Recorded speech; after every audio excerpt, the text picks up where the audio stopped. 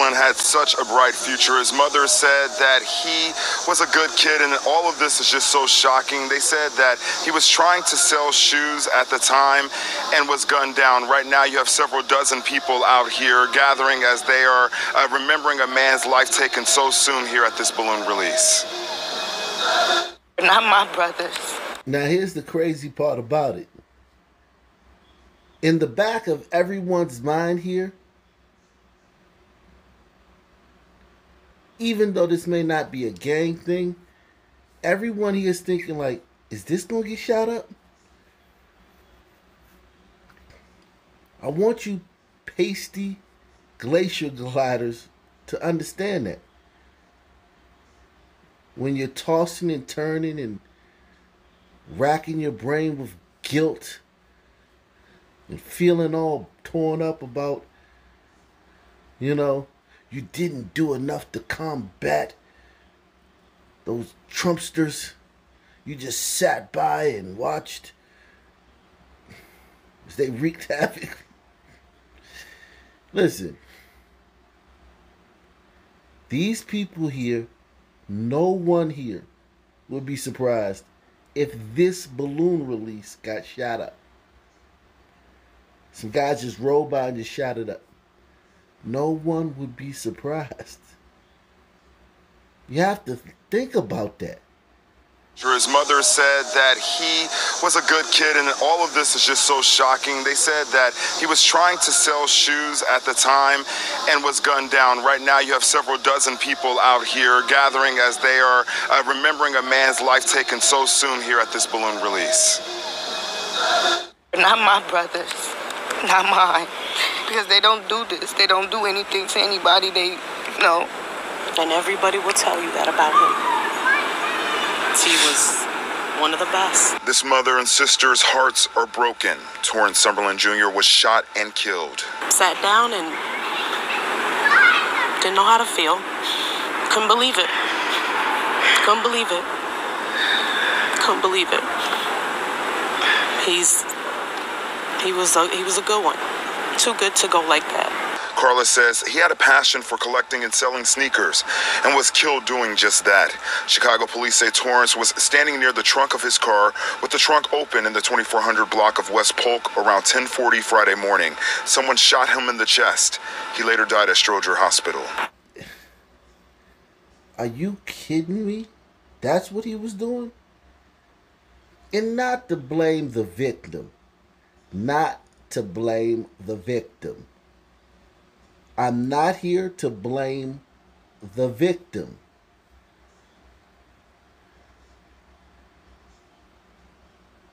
But you're an alleged good kid, right? You're not a gangbanger. I believe his family when they say that. Now, of course, he's from Chicago, so it's relative. How many of y'all know that? That in the Blackistan, a good kid is relative. We're speaking relative. If you understand the theory of relativity, hit 1 if you know about the theory of relativity, that everything is relative. Okay? Like the best player in the WNBA probably couldn't make a team in the NBA. But that's okay, because they play in the WNBA. Okay? The valedictorian at a public school in Chicago probably couldn't even hold the jock strap of the valedictorian of a private school in Massachusetts or New York.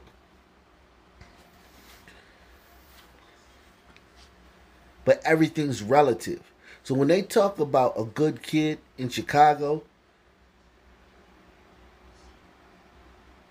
it's relative. Okay, so he was a good kid for a Chicago kid. I'm sure I have a hard time believing he's running around the city with $300 and $400 and $500, sometimes $1,000 these sneakers cost when you sell them like on the black market in his trunk and just pulling up and making, exchanges in Chicago, and he don't have a little bit of an edge to him. I just find that hard to believe. He's just some wide-eyed, bushy-tailed kid, and he just running around Chicago with a trunk full of Jordans. Like, dude, all right, I'll meet you in the corner. I'll be there in 5 minutes. Like, nah, I just don't believe that. But I do believe that he could have been a good kid, relatively.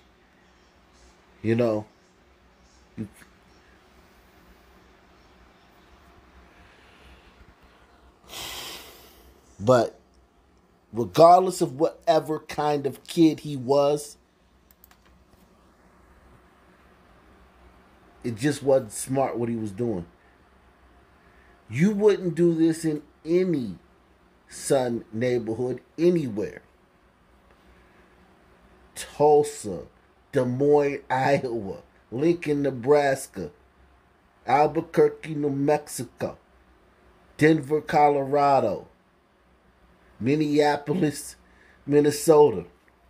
You wouldn't do this anywhere in a Sun community, let alone Chicago. And I'm looking at the mom. Mom's such a strong woman.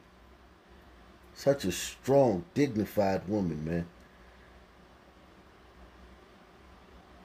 Her courage, and some of that may be shock and just disbelief, but she's very, very strong, dignified woman. And I know for a fact that she told that boy, "What are you doing?" Or, "Be careful out there. Are you sure that you got to do it this way? Can't you just sell them online?" I mean, you got the internet now. You can just sell them online.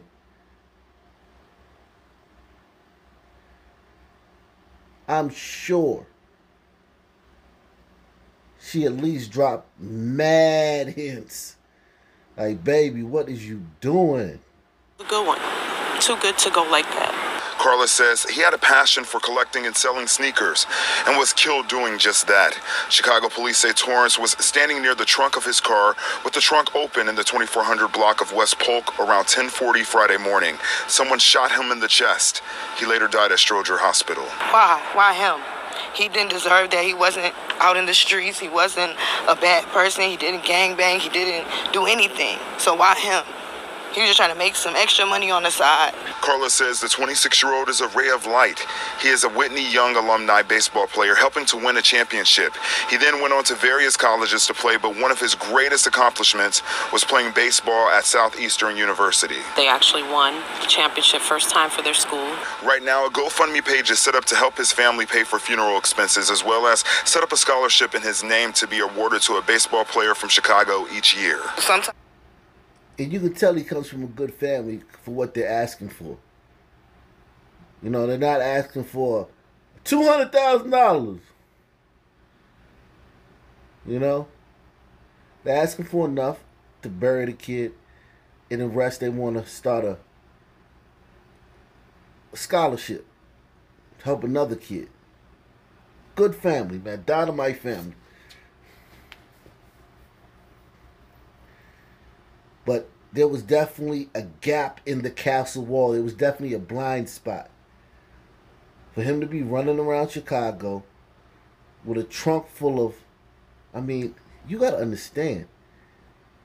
These people will kill you over a PlayStation controller. Okay? They'll kill you over a dirt bike.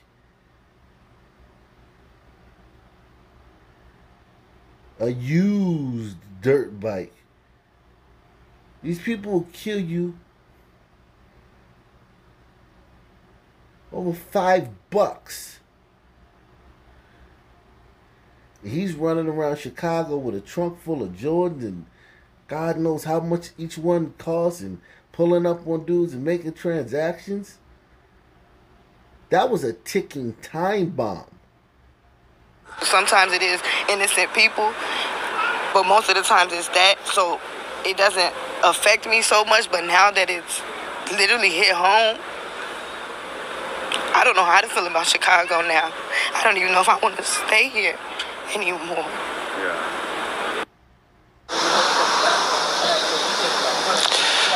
And as of right now, police haven't made any arrests in this shooting tonight. The family is pleading. Anyone with any information needs to come forward. Reporting live, Rob Sneed, WGN News. A former high school football star was shot and killed outside his home on Long Island just weeks before his 21st birthday. And tonight we are hearing from the young man's devastated family as police search for his killer. CBS 2's Thalia Perez has a story from Wyandanch. Vontisha Napper wipes away tears as she shares with us memories of her younger brother, Alante Shipp. I'm glad I got to spend the time I did with him. I'm glad he was with me the night they took him away from me. Alante was a sophomore at Hudson Valley Community College, upstate, but he was known around Wyandanch as a star running back with NFL dreams. At Wyandanch High School, friends gathered and held candles. A memorial was set up honoring the 20-year-old with candles spelling out his initials, A.S. He was just the best. I love my little brother and I'm gonna miss him. I'm truly gonna miss him. Now, listen. I know you guys know where I'm going with this. Like, where's the tweets? I'm not asking for $10 million in GoFundMe money. A tweet. Man, an athlete, I'm so-and-so, who I play for the such and such and such and suches. And I want to let y'all know that a young brother who was a football player was killed today in some senseless violence. And it's really torn me up. And I want y'all to know, give a prayer to his family. R.I.P. Prayer hand emojis. That's it. I'm done with it. Hands washed. I did my part. None of that. From nary an athlete. Not the ones from the city he's from. Not the ones from the city where his college is at. Nothing. But if there was a 4-hour interaction with a criminal suspect and a police officer, and 20 seconds of it was cut out of it and released to the media or in the internet with zero context, that showed the criminal suspect getting the short end of whatever physical confrontation, all those athletes would have something to say. That could have been me. But this could have been you, right? And it shows you a lot about that community, man. Where they talk about how they're always typecast. People are always stereotyping us and saying that we such a way.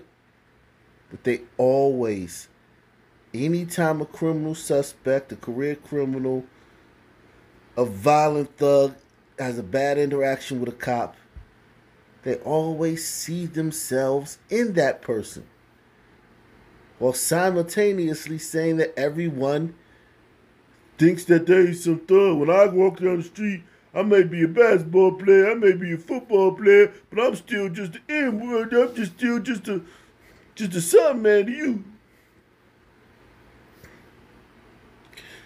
You can't even say the word thug anymore because some people get offended.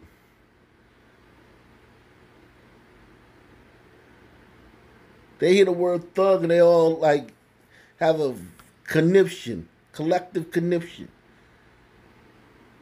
Yet, kids like this and the one I just showed you, they don't see themselves in that kid. He was just the best. I love my little brother and I'm gonna miss him. I'm truly gonna miss him.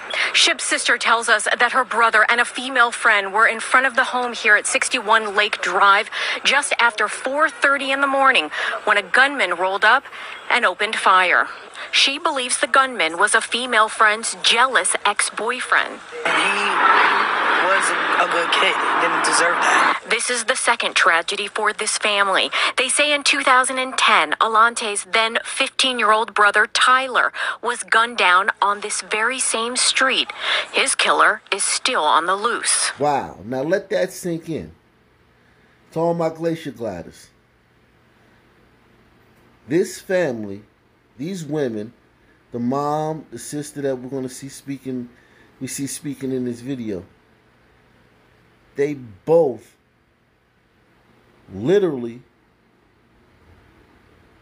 1000% believe that the voter suppression, their voting rights, their voting rights are being suppressed. They 1000% believe that, all right, well, the police do need to be defunded and that money need to be put somewhere else. When we say defund the police, we're not talking about get rid of them. We're just talking about take some of that funds and give it to other, and use it for other programs. 1000% believe that. They 1000% believe that criminal justice needs to be reformed. It needs to be made easier for criminals. Criminals need more breaks and safeguards and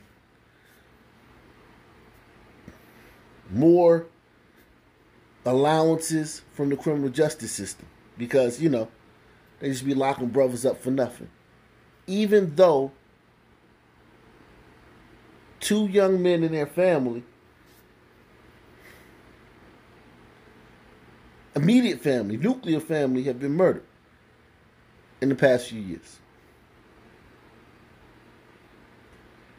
None of that will even have a remote chance of turning them one notch to the right. Not even a notch.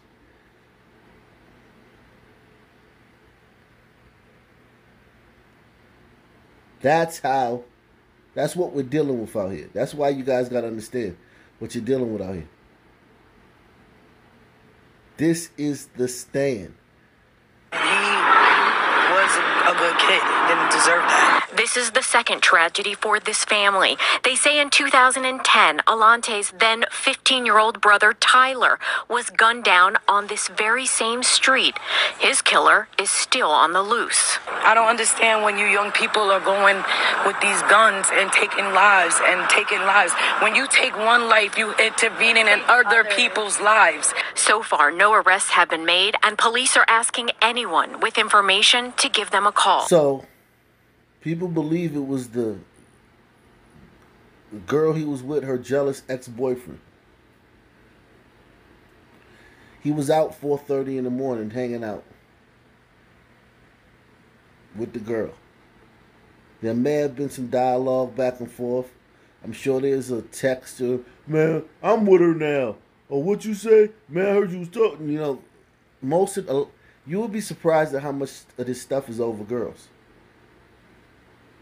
Especially in this age group, this 15 to 25 group. You would be shocked at how many of these murders are over girls. Now, we all know that 75% of it's over arguments. Varying nature of arguments. Now, but a percentage of those arguments are about girls. And you will be shocked at how much. I don't have a number in my head because I can only go by what I've seen in my life and what I've heard, personal stuff, and videos I've watched and things like that, and videos I've made, stories I've covered. Man, you would be shocked at the root of especially when you take it to the square root. Like, what's the genesis of the argument? Oftentimes it's a woman. And the no fault of the woman, many times, but you're dealing with a group of men who I don't think should have guns. I think they need to give us spears. I truly think that we should have to use spears. One shot. You get one shot. You chuck that joint. If you miss, you better run because they're going to be throwing it back at you. But to have something like a gun, to be so emotionally unstable, so a prisoner to instant gratification. Because a lot of people talk about instant gratification. But some men are prisoners to instant gratification. Like, it's not like just something that, like, you know, they're victims of. They're prisoners to it. They can't. If whatever they're feeling in that moment, they're going to act on it. So the gun is just, it's no way we should not be able to have guns.